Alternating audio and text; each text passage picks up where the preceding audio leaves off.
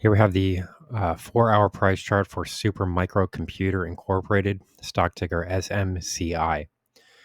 So we can see here that the stock is definitely trading under some selling pressure currently.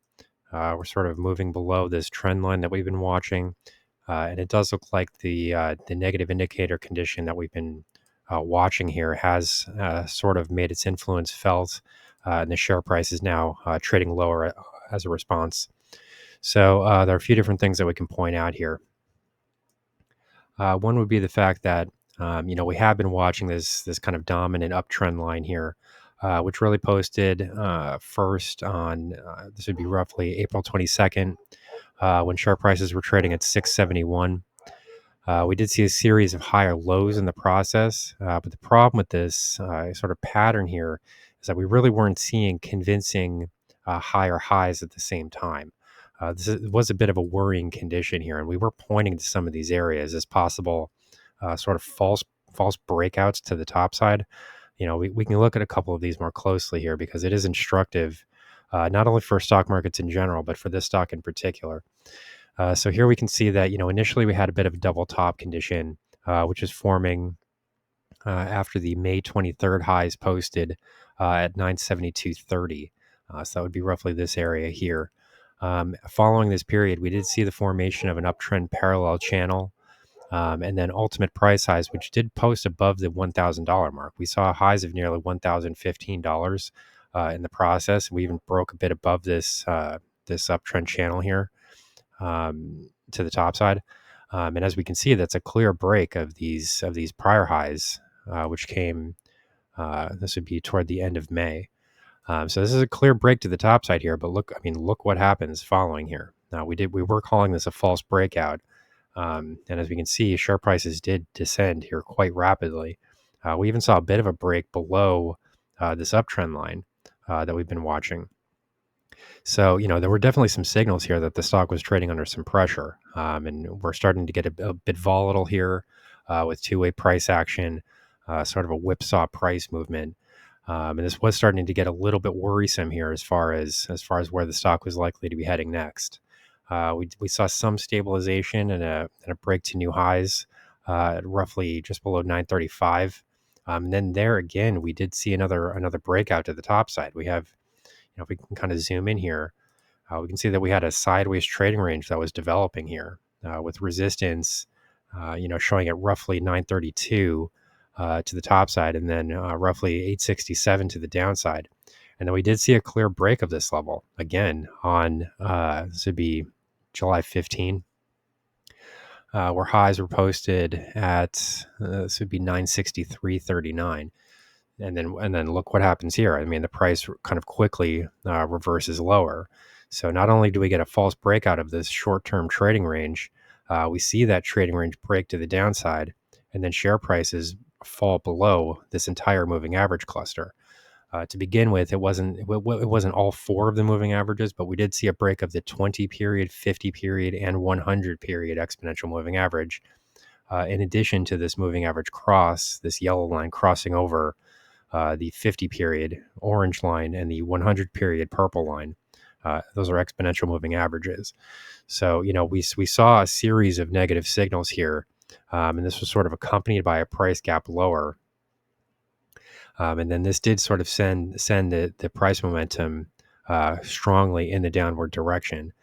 We tried to find some support, as you can see, at this uptrend line. Again, we tried, but, this is often the case with these types of stocks. I mean, if you just keep, it's like a battering ram at a door. If you just keep hitting that door, eventually that door is going to fall down.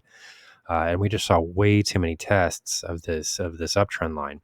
It was a valid uptrend. We were watching the right area here, but after you see 4 or 5 tests, it starts to become unsustainable at some point. And that is what we saw. We've got a clear test here, 1, 2, and sort of an extended test here, 3, another test here, 4, with a possible false break to the downside, and then, this is at minimum, this would have been the 5th test.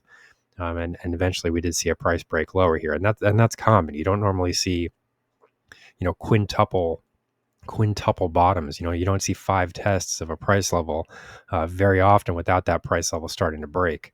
So, a lot of this could have been telegraphed in advance. You could see a lot of these price movements starting to take place, starting to take shape here.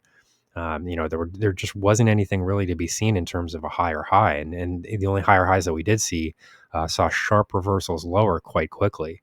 So it can really only be referred to as a false breakout.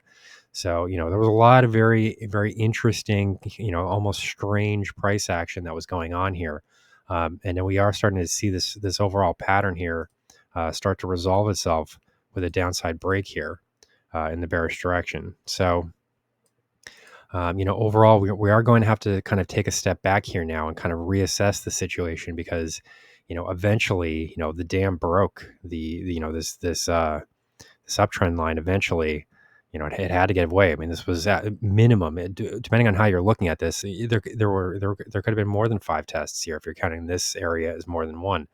But minimum, this would be 5 different tests. So, we do have to sort of take a step back here and kind of reassess where we are in the broader picture. So, as we can see, overall, this is still a bit of a sideways trading range after a tremendous move higher. I mean, we saw a major, major rally, and that it is a period of consolidation. So, for this reason, I am still viewing this as a positive structure, as a bullish structure. But you have to kind of take a step back here and not focus on these recent price breaks, which have gotten very erratic and volatile on the shorter term timeframes. That type of scenario does create trading opportunities and sometimes substantial trading opportunities.